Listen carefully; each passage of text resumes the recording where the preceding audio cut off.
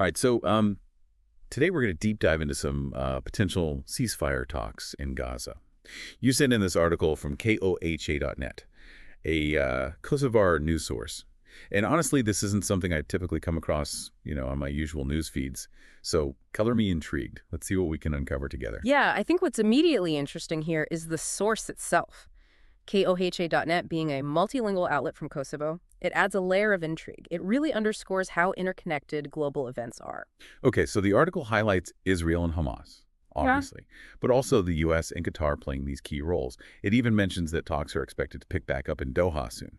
With an Israeli delegation heading there Sunday. What's the significance of these players, especially Qatar and Doha as the location? Well, Qatar has this really unique position. They've walked this diplomatic tightrope for years, maintaining relationships with both Israel and Hamas. They've also got the financial resources to make a difference in the region, which adds weight to their involvement. Yeah. And Doha being geographically and politically neutral, it acts as the safe space for these kinds of sensitive discussions. Now, the article also brings up the death of Hamas leader Yahya Sinwar and suggests it could be a game changer. Yeah, Sinwar was a powerful figure within Hamas, and his stance towards Israel was, let's just say, not known for flexibility.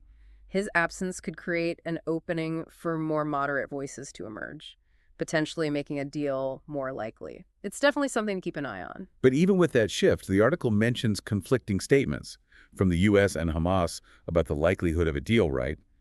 The U.S. seems hopeful, but Hamas is pointing fingers at Israel. Right, and that gets to the core of the issue. Decades of mistrust between the two sides. U.S. Secretary of State Antony Blinken, he sees Sinwar's death as a chance for progress.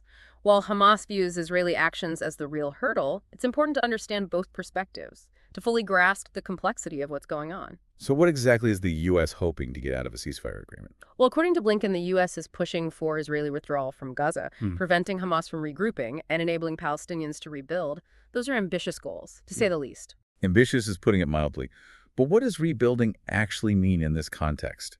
Gaza has faced years of hardship. Exactly. It goes beyond just bricks and mortar. We're talking about rebuilding lives, addressing economic devastation, and finding ways to heal the deep psychological wounds inflicted by years of conflict. It's a monumental task.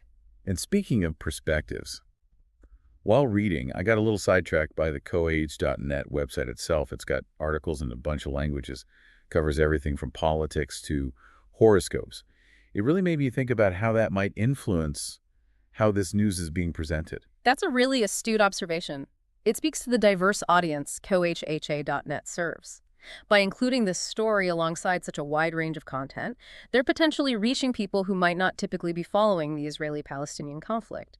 It adds another layer of complexity to how this news is consumed and interpreted. So we've got these international players, internal shifts within Hamas, differing views on how to move forward, and now this unique media lens from Kosovo.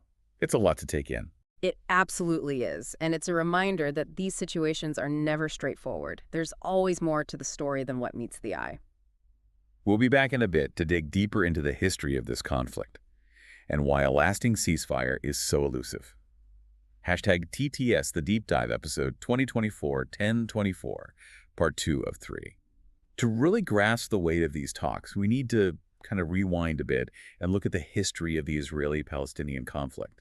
It's a story filled with violence, displacement, and broken promises. It's easy to get caught up in the headlines without understanding the root of the issue. We see these glimmers of hope for peace, then something happens and the cycle of violence restarts. Exactly. This conflict is so deeply entrenched, with both sides claiming the same land as their own. Both Israelis and Palestinians have these deep historical and religious ties to the region. No wonder it's so hard to find common ground. And Gaza has been at the epicenter of this conflict for decades.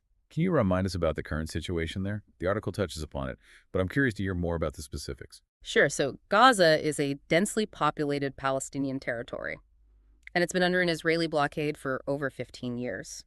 That means restricted movement of people and goods, limited access to basic necessities, and a feeling of isolation for the people who live there. I can only imagine how that impacts daily life for Palestinians in Gaza. It's hard to fathom living under those conditions for so long. It's a dire situation, Yeah. and it can't be ignored when discussing these ceasefire talks.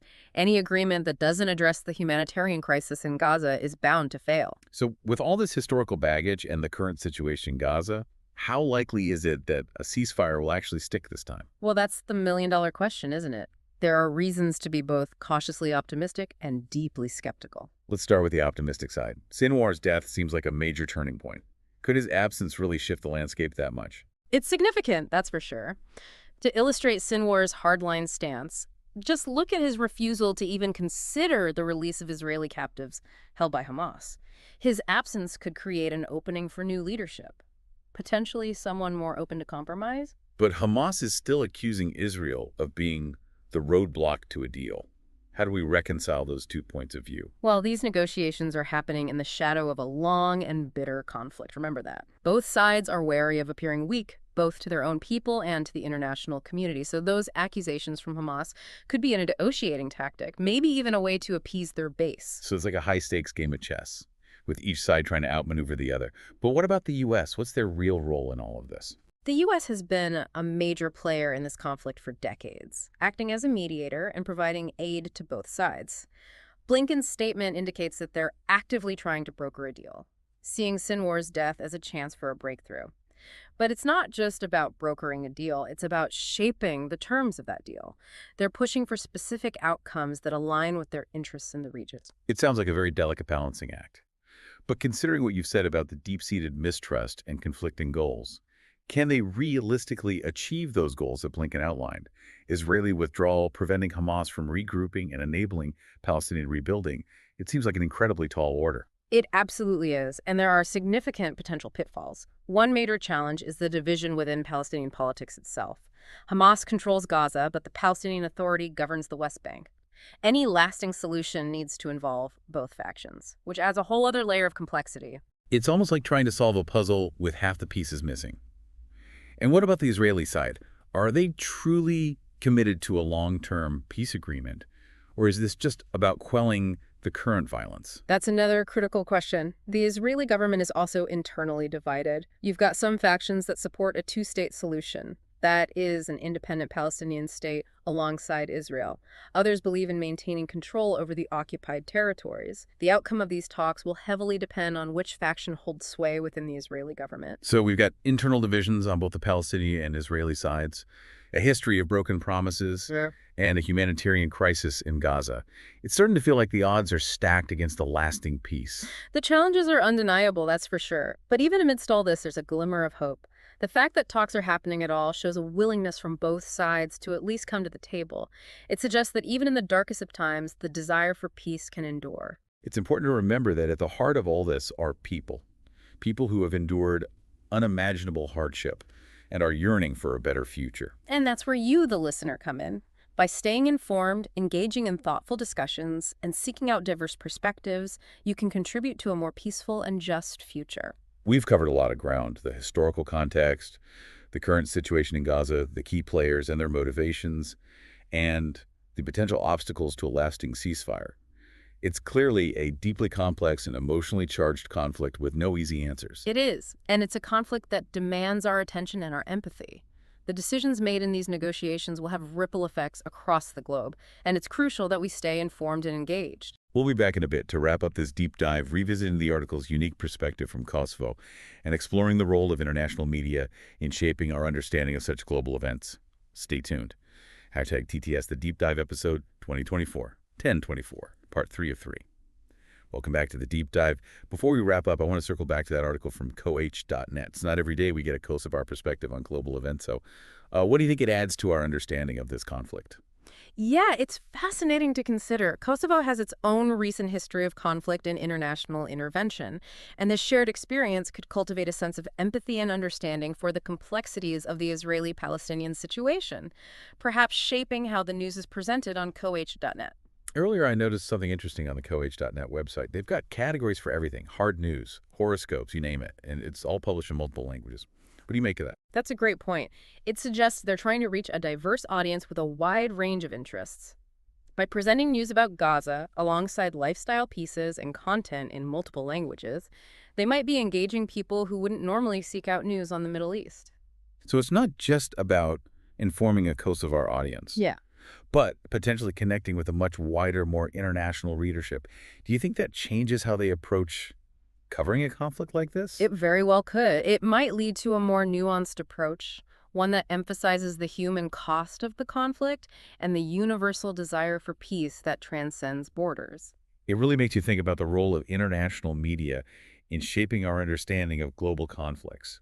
We often get caught up in the narratives from major news outlets, but hearing from diverse sources like coha.net can offer a fresh perspective. Absolutely. It's a reminder that these conflicts don't exist in a vacuum. They're part of a much larger web of global events, and grasping those connections is crucial to finding solutions. All right, it's time to wrap up our deep dive.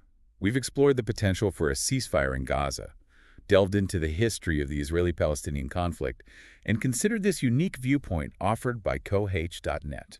We've learned about the potential shift in dynamics following the death of Hamas leader Yahya Sinwar, but also how deeply ingrained mistrust and divergent goals continue to pose major challenges. And it's been a great reminder to think critically about the role of international media and the value of seeking out diverse sources to truly understand these complex global events. Before we go, I want to leave you with something to think about.